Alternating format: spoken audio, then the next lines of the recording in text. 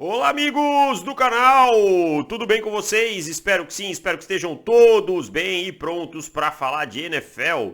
Antes de mais nada, não se esqueça, se inscreva no canal, deixe o seu like e compartilhe esse vídeo, que é muito importante para o meu trabalho. Também não esqueça de me seguir nas redes sociais, @DavisChiodini, tanto no Instagram quanto no Twitter. Mas vamos às reações da rodada dessa semana 13, né? Muitos jogos nesse domingo, reações à rodada, como eu sempre digo, ele não é uma análise completa e muito menos definitiva do que aconteceu no domingo. Ele é uma reação a cada um dos jogos. E vamos começar com um jogo que terminou empatado, Giants 20, Commanders 20, um jogo bem divertido. E aí daqui 2 semanas essas equipes se enfrentam de novo, um jogo que tem impacto nos playoffs. Os Giants reencontrando um pouco da sua fórmula terrestre, né? O Daniel Jones com um bom jogo, tanto como passador como corredor. O Saquon Barkley aparecendo novamente. Do outro lado também o Brian Robinson Jr. correndo bem com a bola. O Terry McLaurin aparecendo. E destacar aqui também o trabalho das duas linhas defensivas. Muito bem na pressão, a gente viu o Kayvon Thibodeau aparecendo, a gente viu no outro lado o Jonathan Allen, o Daron Payne tendo um bom jogo, né? Mas destaque nos Giants geral, assim, a linha defensiva como um todo também trabalhou bem. Então, muita pressão nos quarterbacks, muita pressão no Daniel Jones, no Taylor Heinicke, o Jones ajudando bastante com as pernas e aí conseguindo esse empate no final. Os times tiveram chances com field goals longos, mas não conseguiram converter num jogo bem divertido de duas equipes que estão firmes na briga pelos playoffs. Seguindo com Browns 27, Texans 14, foi o retorno do Deshaun Watson, depois de quase 2 anos parado, né? Mais de 700 dias parado, um jogo oficial, e foi mal, não jogou bem, claramente enferrujado, não encontrou o ritmo ofensivo, perdeu passes fáceis, hesitou na hora de soltar a bola, né? E assim, esse 27-14, ele parece... Não, mas como assim? O quarterback foi tão mal e o time anotou 27 pontos. Todos os pontos dos Browns vieram ou em chutes, ou em jogadas de special teams, como o retorno de punt do Peoples-Jones, Donovan Peoples-Jones, ou em jogadas da defesa, né? Teve um fumble retornado e uma interceptação retornadas para touchdown. Então os Browns não anotaram pontos diretamente com seu ataque. Do outro lado, um Texans, que é o pior time da liga por boa margem e cavalga para a primeira posição do draft com força.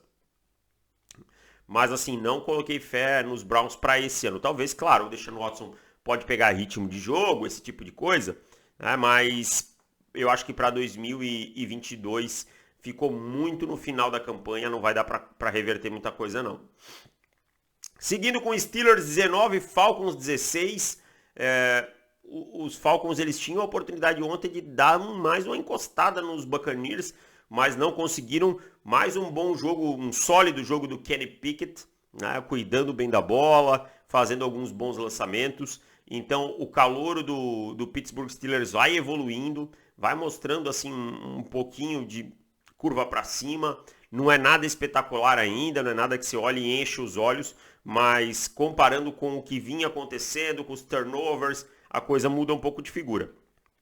Já Atlanta é um time muito limitado, depende quase que exclusivamente do jogo terrestre, né? Você tem aí no Marcus Mariota um quarterback dos mais fracos entre os titulares na liga, e isso é sentido quando o time está atrás do placar, quando o play action não funciona, quando o time precisa de alguma coisa extra, ele não consegue. E foi assim na última campanha, como foi assim no final do jogo, né? Como tinha sido na semana anterior contra o Washington, quando ele também foi interceptado no finalzinho do jogo. Então, talvez Atlanta, eu entendo, Atlanta tá na briga com os Buccaneers, mas em algum momento talvez seja bom ver o que o Desmond Ridder tem, né, para oferecer. Não acho que o Arthur Smith vá fazer isso, mas seria bom para a franquia tentar entender, porque o Mariota claramente não é o futuro do time. Ravens 10, Broncos 9, um jogo que, olha, top, para você dormir. Jogo horrível, jogo horroroso, né? O Lamar saiu machucado, tomou uma pancada no joelho e, segundo o John Harbaugh, não é end of season, não vai terminar a temporada. pode perder dias ou semanas. Então a gente não tem uma definição mais clara do que é com o joelho do Lamar Jackson. A gente espera que não seja nada mais grave.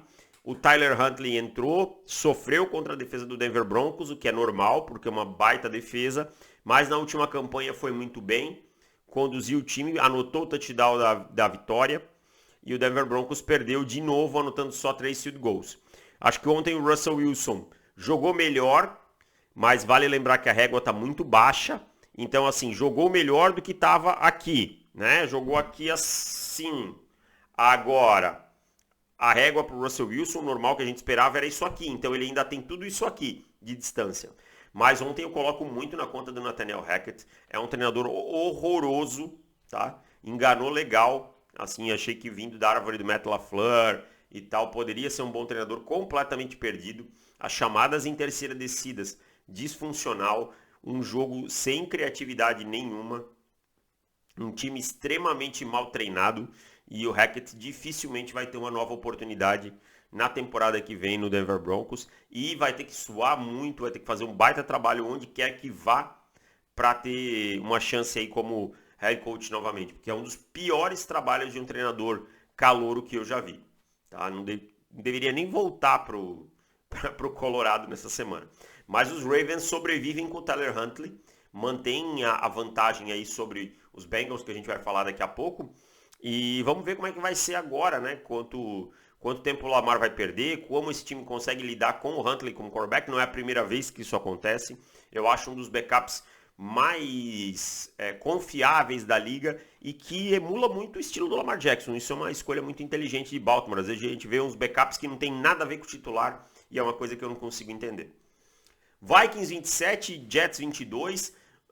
Os Vikings tiveram o controle da partida até o terceiro quarto, mas não conseguiram girar a faca como precisava, né? Os Jets mostraram poder de recuperação. O Mike White lançou 2 interceptações, mas no último período ele foi bem. O Garrett Wilson com mais um grande jogo, provando que é o principal recebedor desse time, que foi uma ótima escolha. Mas no fim o trabalho na red zone da defesa dos Vikings apareceu. Foram duas vezes que parou ali os Jets na red zone e acabou sacramentando a vitória. Mas é uma prova que os Jets são um time competitivo com o Mike White, que é um time que pode brigar com qualquer um. Os Vikings ontem com um trabalho sólido das suas principais peças, o Justin Jefferson aparecendo, o Dalvin Cook também, né? O Cousins com um jogo ok, né? Então os Vikings bem próximos aí dos playoffs, só não garantiram matematicamente, mas devem vencer essa divisão tranquilamente. E os Jets, numa semana que podiam dar uma folgadinha ali na briga pelos playoffs, pelo wild card, acabaram perdendo. Mas, para a sorte dos Jets, os seus principais concorrentes aí, tanto os Patriots quanto os Chargers, também perderam. Então, acabou que passou essa derrota aí, acaba não custando tão caro. Bears, opa, anotei errado aqui. Packers, eu anotei Bears e Bears, aí não dá. Packers 28, Bears 19, né?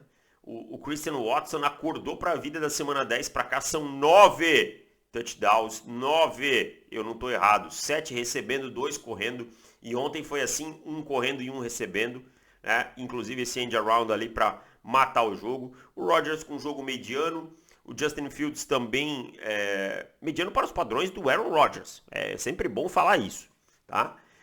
O Justin Fields com um bom jogo para os padrões do Justin Fields. Então a gente sempre tem que mensurar isso. Mas achei que foi um bom jogo também, passando a bola, conseguiu algumas corridas desenhadas. Mas Chicago perdeu muito poderio defensivo depois da saída do Roquan Smith, né? Agora sim o Eddie Jackson também trocou o Robert Quinn, então perdeu o poderio ofensivo. E os Packers conseguiram, depois de estar perdendo esse jogo, voltar para a partida e virar. O Fields segue mostrando uma boa evolução, inclusive ontem como passador. Agora vamos ver quando ele tiver um ataque com mais peças no terceiro ano, se vira ou não vira, né? Ainda não estou plenamente comprado, não, mas a evolução ela está ali, ela existe e a gente precisa falar disso. Agora, Chicago está eliminado matematicamente, mesma coisa do Houston Texans. São as 2 primeiras equipes a estarem eliminadas da temporada de 2022. Lions 40, Jaguars 14. Esse ataque dos Lions ele é muito bem desenhado pelo Ben Johnson. O Amon-Ra St. Brown é um excelente jogador. O Jamal Williams está aparecendo muito bem. Tá? E do outro lado a defesa controlou o jogo, principalmente em terceiras descidas. O Trevor Lawrence machucou, saiu, voltou, mas ontem não conseguiu ter uma efetividade. Tá? Os Jaguars como um todo ontem não tiveram efetividade. Não conseguiram controlar a linha de scrimmage também. E uma vitória bem justa dos Lions.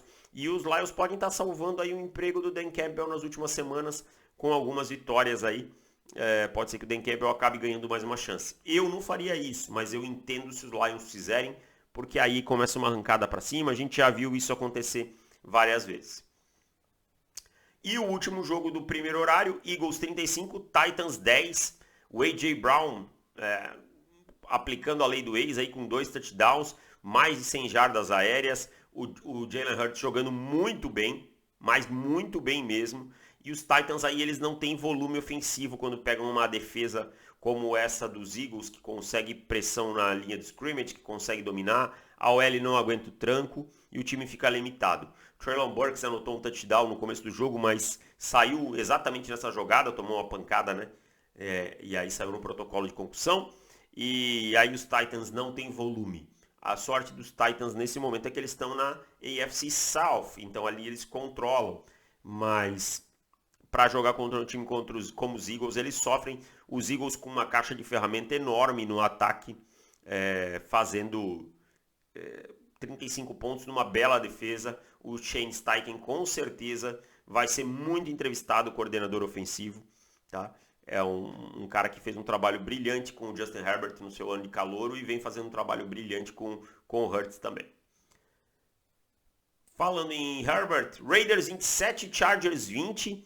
O Chargers é o time mais sem graça da NFL nesse momento. De verdade. Tem um belo quarterback, que é o Justin Herbert, mas não consegue ser efetivo esse time. O sistema ofensivo é chato, o jogo corrido não existe. Tá? A defesa adora tomar big plays. Ontem o Josh Jacobs teve novamente um grande jogo, 144 jardas. O Davante Adams com 177. Eu falo, esse time dos Raiders, ele não é terra arrasada, ele tem problemas em alguns setores que precisam ser reforçados, mas é um time que tem algum talento. Só que o Jacobs, por exemplo, vai ser agente livre, né? Mas até os Chargers começaram ganhando, depois os Raiders tomaram conta da partida. O Chandler Jones apareceu ontem. E os Chargers perdem uma oportunidade enorme de conseguir aí encostar nos Jets na briga pelo Wild Card, se consolidar nessa briga pelo Wild Card. E para mim é um time que, olha, não merece muito playoffs não, porque é um time sem graça, mal treinado, que não sabe usar o que tem de bom e por aí vai. Então, os Raiders aí tentando dar uma subida, dar uma respirada, mas também com pouca chance já na temporada. Seahawks 27, Rams 23, um jogo decidido faltando 40 segundos. Dino Smith apareceu, ele com Tyler Lockett e DK Metcalf, um grande jogo, tá? Mas a defesa sofreu contra o John Wolford, contra o jogo corrido dos Rams ontem, um jogo que foi muito mais equilibrado do que eu esperava. Prova que Seattle precisa pensar em quarterback, ok, né? Mas vai precisar realmente ter certeza que esse cara que pegar é o seu quarterback da franquia.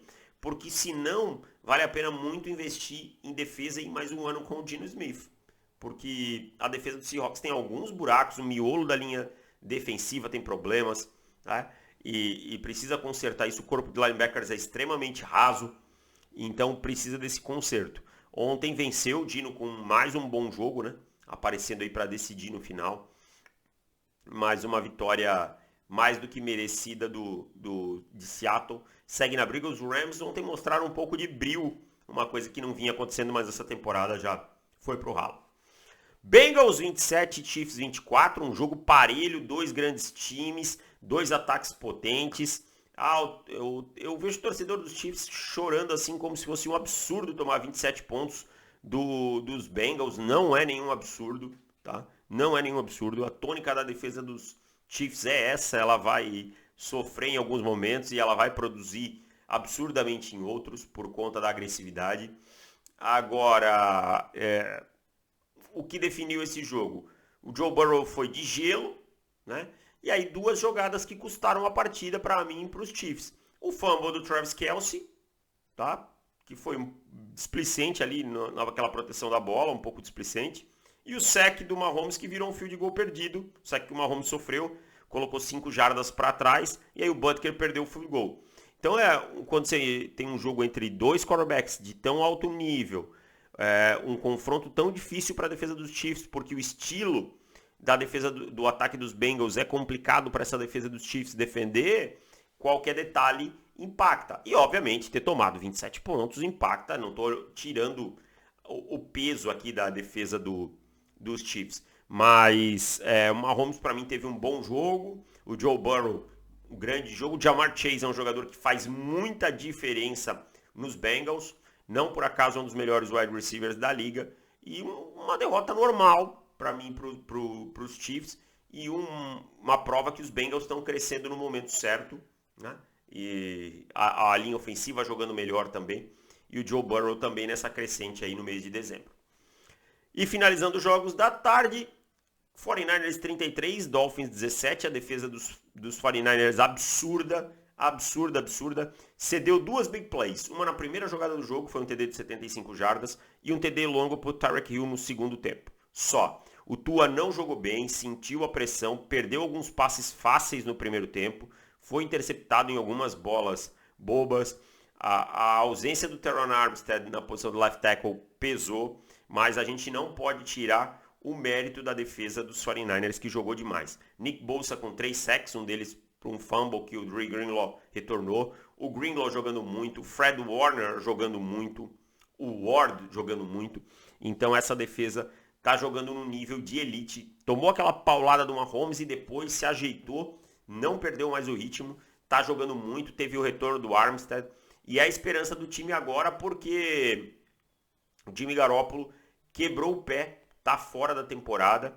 E o Brock Purdy, o calouro de 7ª rodada, que ontem fez um jogo bem interessante, um bom jogo, vai ser o titular. Porém, todavia, entretanto, quem viu o Purdy no college sabe que ele é um quarterback com limitações muito maiores que a do Jimmy Garoppolo. A não ser que ele surpreenda todo mundo, a situação do ataque dos 49ers não deve ser muito confortável. Vai precisar muito de Christian McCaffrey, vai precisar muito de Deebo Samuel, Kittle, Ayuk. Vão ter que ter uma produção alta, além do Shanahan ajustar o plano de jogo. Mas em alguns momentos pode empacar. O Garoppolo é um quarterback com anos de liga, né, que já jogou Super Bowl. Apesar de suas limitações, é um quarterback que está num patamar diferente do Purdy, que aí agora os 49ers vão precisar que o Purdy surpreenda todo mundo. Mas eu acho que é muito importante contar com a defesa aqui. Triste a lesão do Garoppolo. Sempre uma lesão que tira um jogador é muito triste. O Garoppolo vinha tendo um bom ano, né? E possivelmente com esse 49ers aí batalharia por coisas interessantes nos playoffs. Agora vai perder o resto do ano.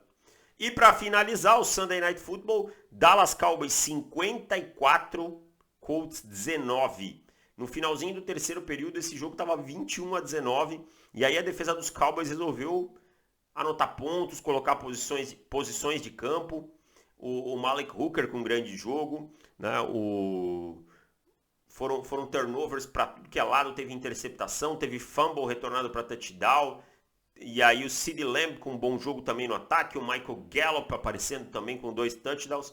O Dak Prescott com um jogo sólido, né? O Pollard e o Zeke se alternando bastante. Então gostei bastante do Dallas Cowboys e soube lidar aí com uma certa adversidade. Tem seus problemas contra o jogo terrestre. Isso vai ser uma dificuldade quando enfrentar o Philadelphia Eagles lá na semana 16, num jogo que é importante para os Cowboys, né? Mais para os Cowboys nesse momento até do que para os Eagles. Mas é uma defesa que pressiona muito o quarterback e um ataque bem funcional nesse momento. Então é isso, espero que vocês tenham gostado. Não se esqueça de se inscrever no canal. Valeu e tchau!